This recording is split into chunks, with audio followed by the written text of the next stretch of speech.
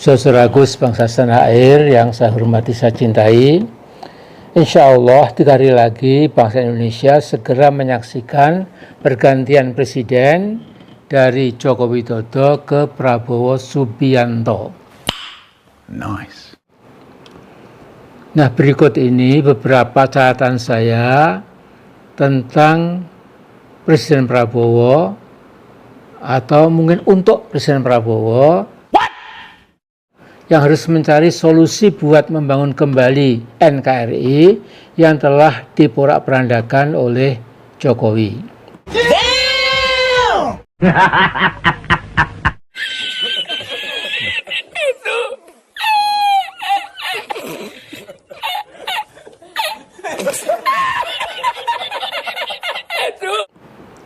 Jadi destruksi atau penghancuran nasional yang selama 10 tahun dilakukan oleh Jokowi hakikatnya bersifat multidimensional. Sehingga rekonstruksi yang harus dilakukan oleh pemerintahan baru sejak 21 Oktober nanti juga bersifat rekonstruksi nasional multidimensional.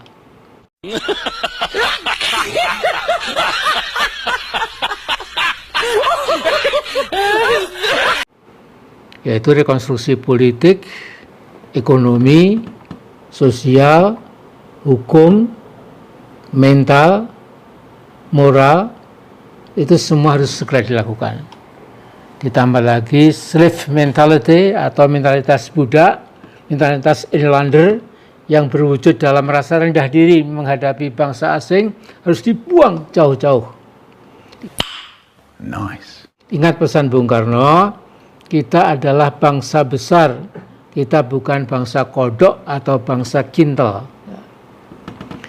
Nah, dalam hal ini saya ingin menyampaikan Jokowi memang jago dalam membangun citra palsu. Sehingga sebagian besar anak bangsa tertipu dengan gaya sederhananya.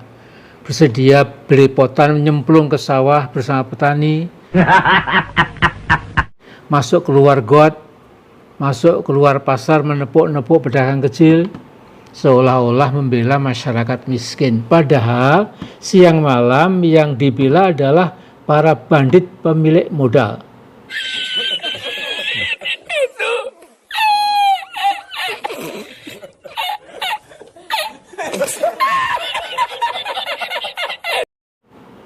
Nah, dia ini katakanlah membungkuk seperti orang mau sujud di depan pemilik modal dalam dan luar negeri. Nah, dalam sebuah kesempatan belum lama ini saya menyatakan bahwa Jokowi melakukan berbagai kejahatan secara serentak.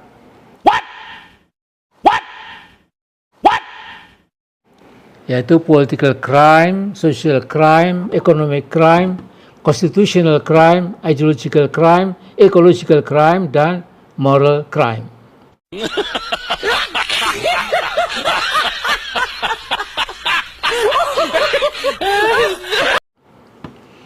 Jadi kejahatan politik itu dia berhasil membunuh demokrasi. Jadi dengan cara-cara yang machiavellistik, ya. The end justifies the means. Tujuan menghalalkan cara. Juga dia melakukan kejahatan sosial, social crime. Kemana-mana Jokowi berpenampilan pro rakyat. Sejatinya dia menghina dan mengelabui rakyat. Dia sering bagi-bagi sertifikat hak milik tanah para petani langsung dari tangannya, langsung, ya, dan mendapat tepuk tangan rakyat. Nice. Tetapi saya pernah diberitahu seorang teman, Mas Amin, itulah keculasan Jokowi. Dengan memiliki sertifikat itu, sebagian petani kita yang ditimpa kemelaratan absolut lebih mudah menjual sepetak, 2 petak, 3 petak tanah atau sawahnya itu kepada siapa? Kepada pemilik modal.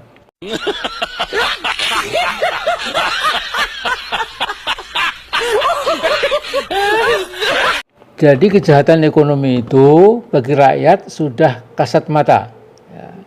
Contoh ekstrim yang sulit dipercaya adalah pernyataan Saudara Malam Sambat Kaban, mantan Menteri Kehutanan, sekitar 5 tahun yang lalu, yang menyatakan bahwa lebih dari 70% tanah di DKI sudah dimiliki oleh pemilik modal, para Taipan dan Cukong. Saya lantas ingat apa yang disampaikan oleh Profesor Teguh Yakub, Rektor UGM tahun 81 sampai 86. Ya. Kata beliau di Perancis, itu kalau ada keributan nasional, masyarakat di sana menyatakan cherchez la femme, cari perempuan yang jadi biang keributan. Itu di Perancis ya.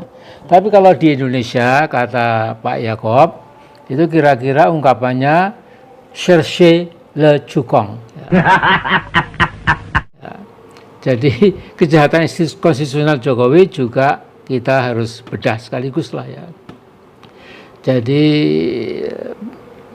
masa Pak Jokowi itu karena ingin 3 periode presiden, maka dia berani mengacak-acak konstitusi kita itu dan menekan supaya Pak anggota DPR menginisiatif sidang istimewa dan lain-lain, tapi alhamdulillah itu gagal total karena Bu Megawati dan masyarakat sipil tidak setuju dan mereka berteriak dengan keras mengingatkan Mulyono.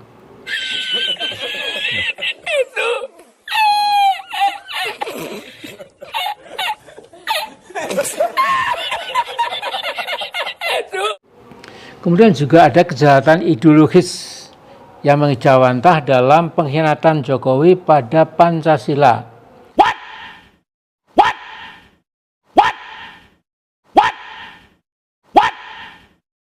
10 tahun berkuasa, Jokowi membiarkan proses politik yang mengerikan, di mana Pancasila berubah bentuk dalam living reality atau realitas hidup, yaitu sila pertama menjadi keuangan yang maha perkasa.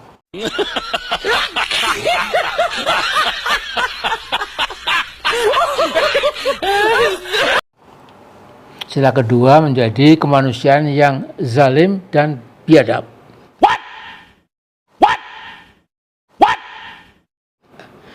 Kemudian yang sila ketiga menjadi perpecahan bangsa Indonesia. Lantas sila keempat kerakyatan yang dipimpin oleh nafsu syaitoniyah Jokowi yang mengarah pada nepotisme dan dinasti gila. Dan yang terakhir sila kelima menjadi kezaliman sosial yang menindas sebagian besar rakyat Indonesia.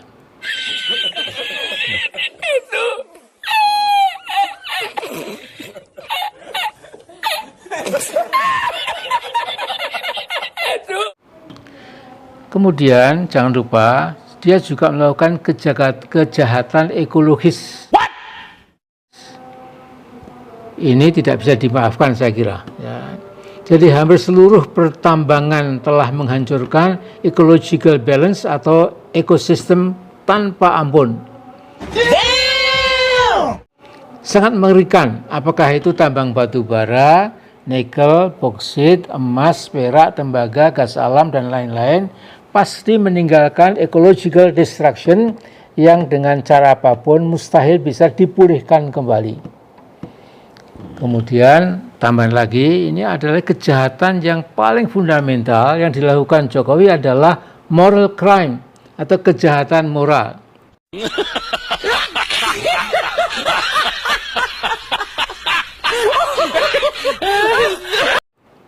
Jokowi sekeluarga adalah keluarga yang sama sekali tidak mengerti bahwa moralitas adalah fondasi paling penting dalam seluruh kehidupan manusia. Ya.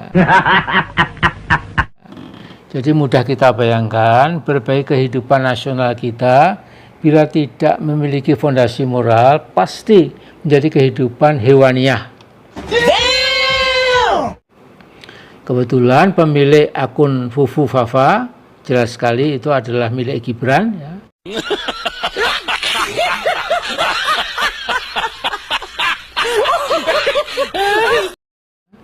kemudian juga bapaknya, ibunya, iparnya, pamannya, dan keluarga besarnya terbukti telah membawa bangsa Indonesia ke titik nadir. Ya.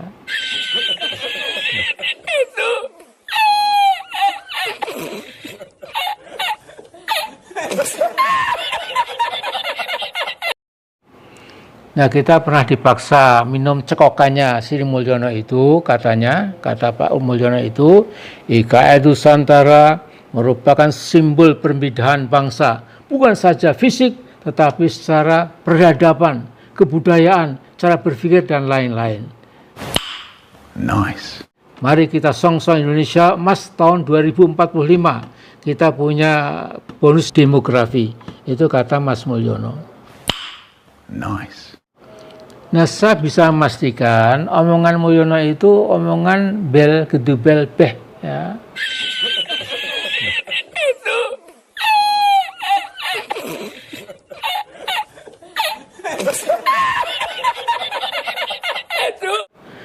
Tahun 2045 Indonesia bukan Indonesia emas tapi Indonesia ampas.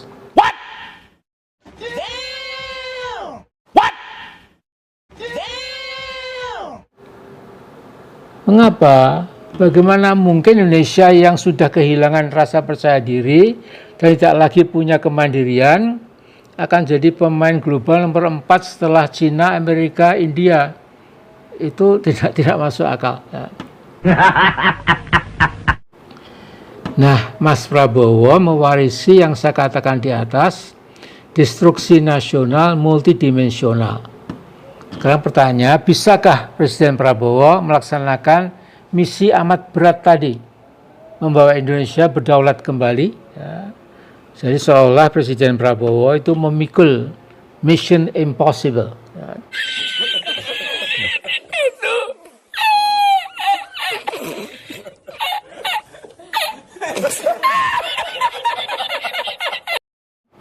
Saya yakin insya Allah bisa. Mengapa? Karena Mas Prabowo itu bisa meneropong kondisi global abad 21.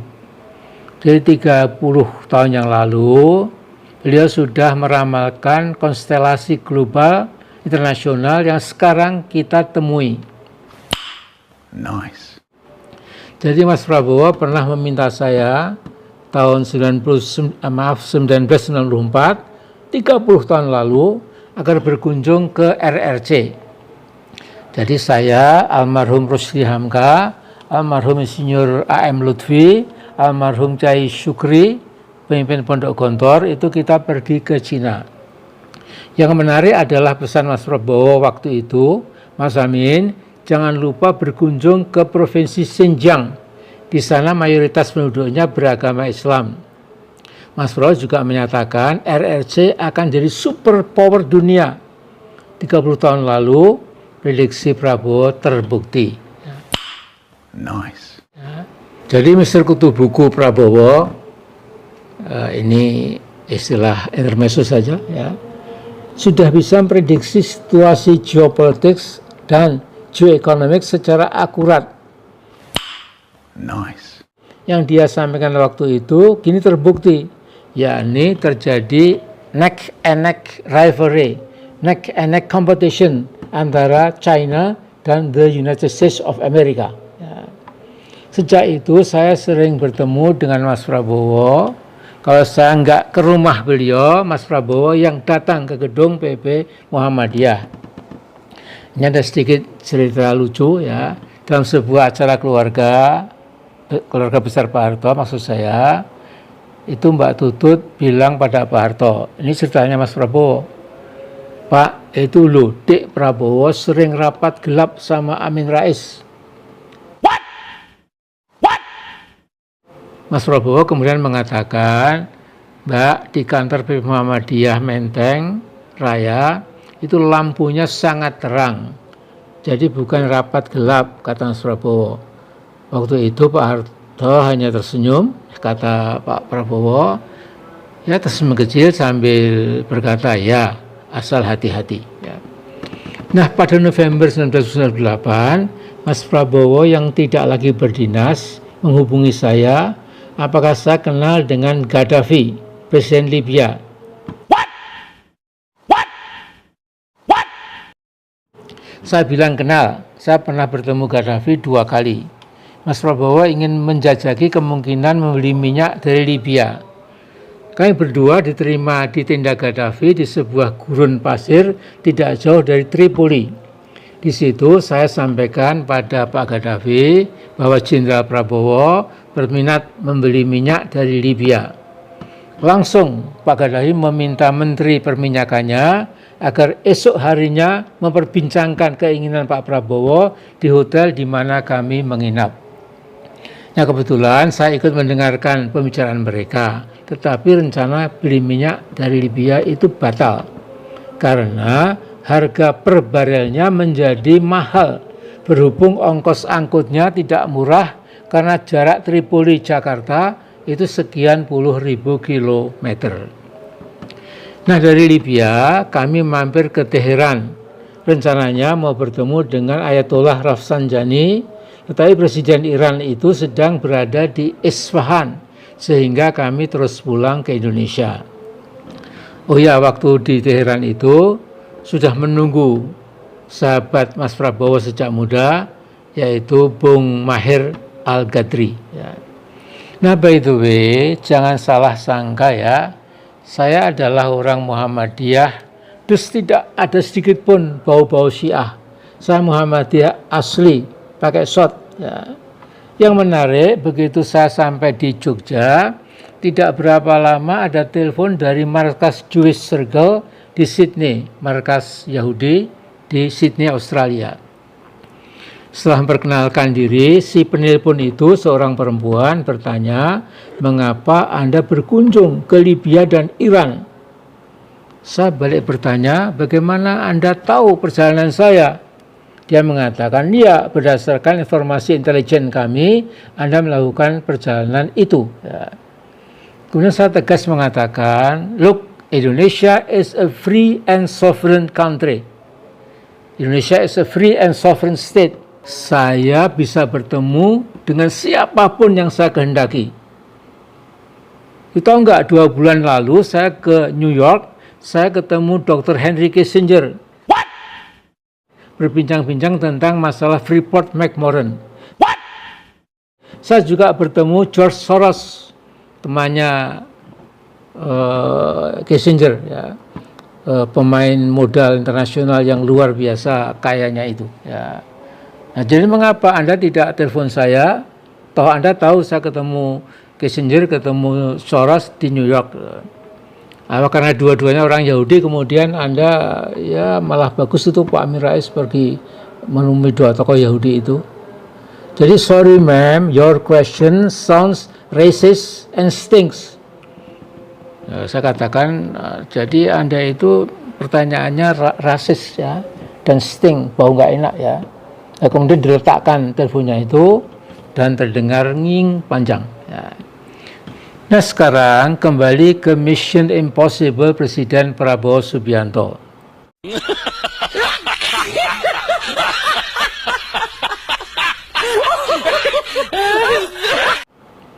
Jadi ini masukan saya, Mas Prabowo, please go to the bottom line. Apa masalah Indonesia yang paling mendasar? Ya. Buat banyak pengamat, ya, saya termasuk di situ. Ya.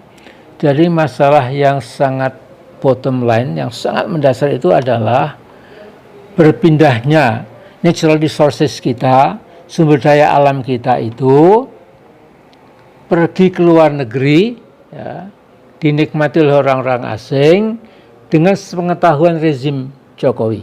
Ya. Dan perginya itu terutama ke China. Jadi penguasa tambang, nikel, boksit, batu bara, gas alam, emas, perak, tembaga, dan lain-lain jelas berada di tangan korporasi asing. Presiden Prabowo asalkan punya political will yang tegas tanpa kompromi, Anda dapat bersama DPR yang baru menerbitkan undang-undang. Undang-undang yang dimaksudkan untuk secara sempurna menghentikan digotongnya sumber daya alam kita itu 24 hours around the clock, ya, pagi, siang, petang, sore, malam tanpa henti. Nice. Jadi saya bayangkan keperluan dana yang diimpikan Presiden Prabowo sangat besar. Tapi sekali lagi, the solution is simple and easy. Ya, sederhana dan mudah. Ya. Mengapa selama ini kebocoran nasional yang dilakukan rezim Jokowi sudah di luar akal sehat?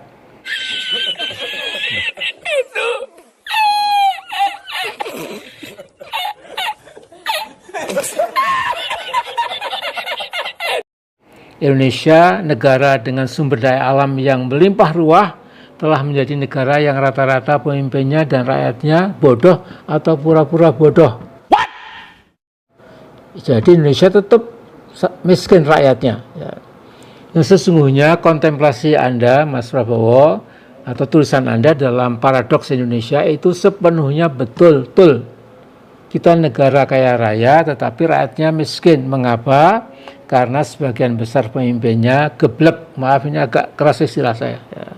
Jadi Presiden Prabowo, ribuan triliun rupiah yang Anda perlukan untuk makan siang gratis, untuk membangun ribuan gedung sekolah dari SD sampai SLTA, untuk persenjatai TNI kita dengan persenjataan yang paling modern dan mutakhir, untuk melengkapi Polri kita dengan berbagai prasarana yang dibutuhkan dan lain-lain dan lain-lain. Ribuan triliun rupiah itu mudah didapat bila kekayaan alam kita tidak lagi diangkut oleh para bandit ekonomi dalam dan luar negeri, memboyong, mengangkat kekayaan alam kita itu ke negeri-negeri asing. Nice. Nice. Nice. Jadi politik, kata sementara pakar, adalah the art to make what seems impossible possible. Ya. Politik itu adalah seni atau kemampuan untuk menjadikan sesuatu yang kelihatannya mustahil menjadi mungkin. Nice. Nah, ini sedikit saya punya catatan melihat komposisi kabinet Mas Prabowo yang beredar di berbagai sumber, saya pikir jauh dari ideal. Misalnya ada sosok yang diduga keras addicted, ya, minuman keras, dan mungkin diduga keras menyiksa istri-istrinya, itu memegang kementerian yang sangat strategis. Dia itu selain bodoh, maaf, empty head. Ya. Jadi seperti ini membuat Indonesia jauh dari berkah Allah. Ada pula nama-nama yang tidak punya kemampuan teknokratik masuk ke dalam kabinet. Sehingga istilah second kabinet masih jauh panggang dari api.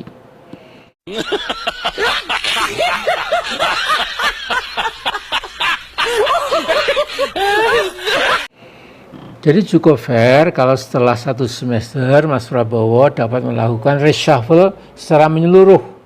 Anda punya hak eksklusif yang bernama hak prerogatif. Mana-mana yang tidak mutu segera di-drop dan diganti dengan sosok yang lebih handal, yang serius dan tidak mata duitan. Ya, tentu Mas Prabowo jauh lebih tahu dari saya. Saya melihat dari kejauhan dan sedikit banyak menggunakan intuisi yang belum tentu benar. Ya. Nice. Tapi saya menjadi tim pemenangan Capres Prabowo itu 2 kali. Saya insya Allah tahu betul siapa Prabowo Subianto sebenarnya. Nice. Nice. Nice.